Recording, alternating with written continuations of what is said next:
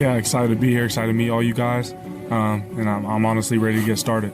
Total package. He's a playmaker. He can play all three positions. He plays in the slot. He plays the Z. He plays the X. He can run with the ball. He can throw the ball. He can catch the ball. He's a very good route runner. He's a winner. He makes contested catches. He's a very precise route runner as well. A lot of speed at the same time. He blocks at the same time. He checks all the boxes as a player and as a person, and that made it an easy choice. What is up, Bucs fans? We are back. It's been a while since we've been on here, but decided to take a couple days off, recoup some energy from the draft excitement. Buccaneers had their 2025 draft, and I thought it was very successful. Again, they added solid players, and you saw in the intro video talking about Egbuka, the receiver out of Ohio State.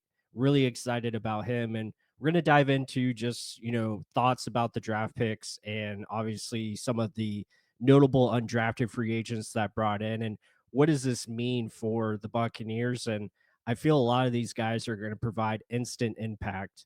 And we'll start at the top with a Mecca.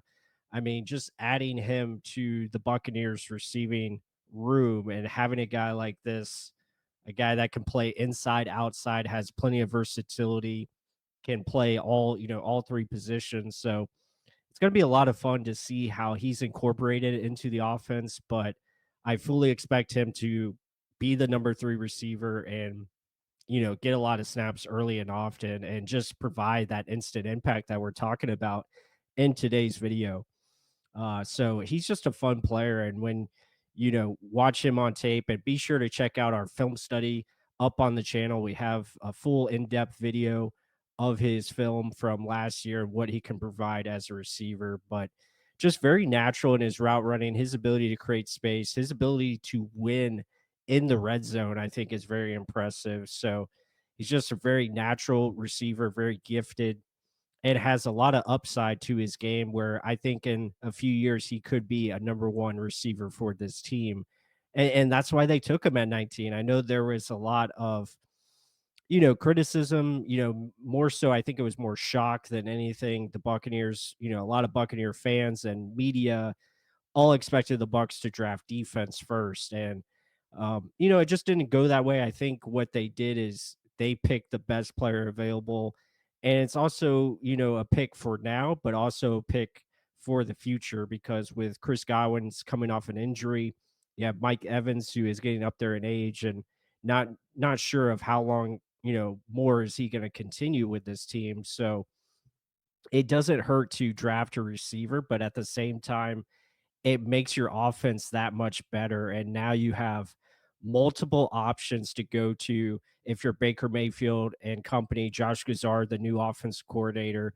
You're going to make defenses adjust to what you're doing on offense because you have so many options to attack with the ball. K. Dot and Bucky Irving, Rashad White, not to mention Jalen McMillan. So there's a lot of avenues this offense can attack you in, and I think that's a huge thing when you look at the Emeka Egbuka pick in round one. And we'll continue on, and you look at the next pick, Benjamin Morrison out of Notre Dame. Huge fan of this pick. This is probably my favorite pick of the draft. I thought he was a first round talent, a guy that can come in and play right away. At 6 foot, he has very good technical background, very solid in his skills, technique, all those things, and can play physical, has a good job of understanding where the football is, can catch and make plays on the ball. So I think that's important. I would expect him to compete and push Jamel Dean for his starting spot right away. But yeah, he's a lot of fun. We have a film study of him as well, so be sure to check that out on the channel. Jacob Parrish, same thing. Again, these guys are just ready to make an impact right away. I think they're just good football players. Jacob Parrish, again, very good athlete, smaller in stature, but I think he's the perfect mold of what the Buccaneers want in the nickel position. Physical, and he's a dog. I mean, he just loves to attack the ball, attack the player, and he finishes with his tackles. Again, going to have to add maybe some more play strength, but overall, he is just a very good corner that can get into your face, and I think could develop into a very good starting nickel for this team. So expect impact from him right away.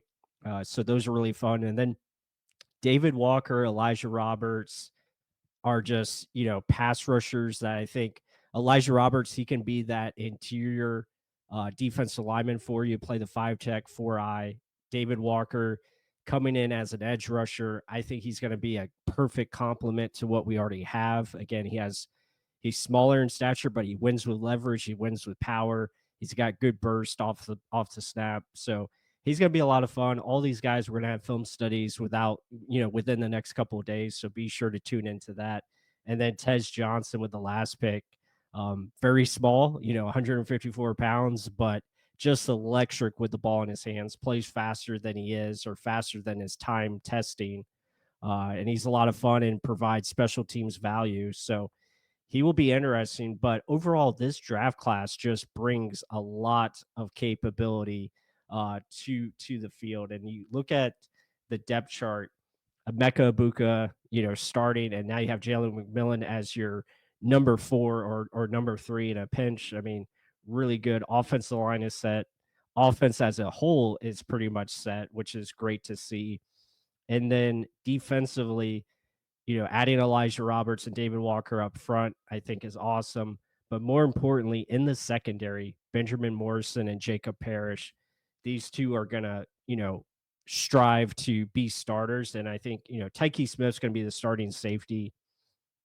And, Morrison is going to push Jamel Dean for playing time right away. But what that does is it gives you more depth at the corner position. You look at Bryce Hall being now number 4 on your corner depth chart, and you have, Tyreek Funderburk and Josh Hayes being pushed down, and they can battle it out for a roster spot. You have Kendall Vildor, who I think is like the perfect cornerback 5. So overall depth, I think, is much improved.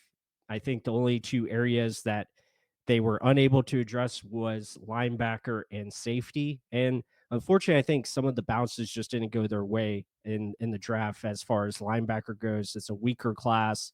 Safety, I think they feel comfortable with Christian Izien and Kayvon Merriweather being those depth guys.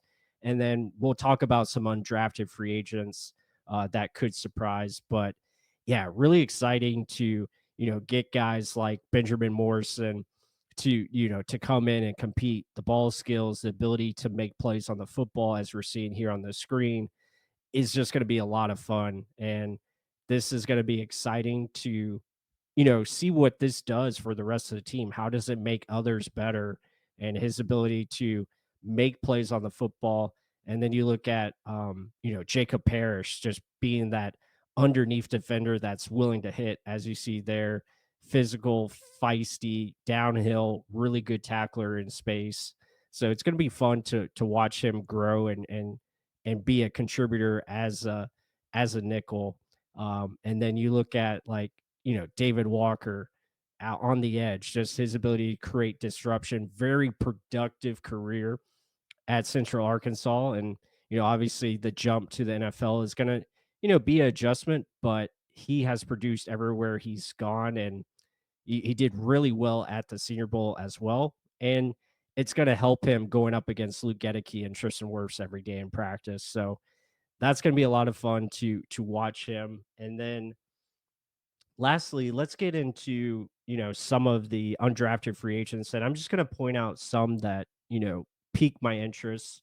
I go right to the offensive line additions that they added. Jake Majors, Ben Scott at center. I think both of those guys have a chance to, earn a backup role as a depth interior offensive lineman and potentially be the backup center for this team. Ben Chukwama, out of Georgia State. I'm probably not pronouncing that correctly, but he's another one that is intriguing, as a swing tackle, maybe, latches on as a practice squad candidate. And then the two other names that stand out for me, Desmond Watson out of Florida, the big defensive tackle. He is, making progress as far as losing weight. He came in to this draft process at 464.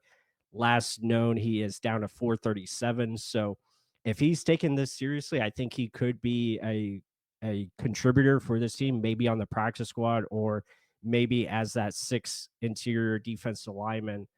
So it should be interesting. Again, he's got good skills to work with, surprising athleticism and his ability to, stop the run, I think is top notch. It's right there. So he'll be fun. And then the other one that intrigues me is JJ Roberts out of Marshall. I thought the Buccaneers were going to draft him with their last draft pick in the 7th round. They went with Ted Johnson and were able to get this guy, signed undrafted. So he intrigues me, good athlete, kind of fits the mold of what they want at the safety position. Good, pretty good tackler, has some things to work on, obviously, as being an undrafted free agent, but he could surprise, coming this preseason. So going to be very interesting. But overall, this draft class for the Bucs, I'm super excited. I like what they bring to the table. And a lot of these guys I expect to contribute right away and early and often. So hope you guys enjoyed this video. Be sure to hit that like button, comment down below your thoughts, and do you expect this draft class to provide immediate impact? I think I do. I'm really excited what they're going to bring, and stay tuned for film studies of David Walker, Elijah Roberts, and Tez Johnson. We'll have those up in the next couple of days as we get those going and get them up for you guys. But hope you all enjoyed it. Stay tuned to the channel, and we'll have more coming out within the next couple of days. With that said, until the next one.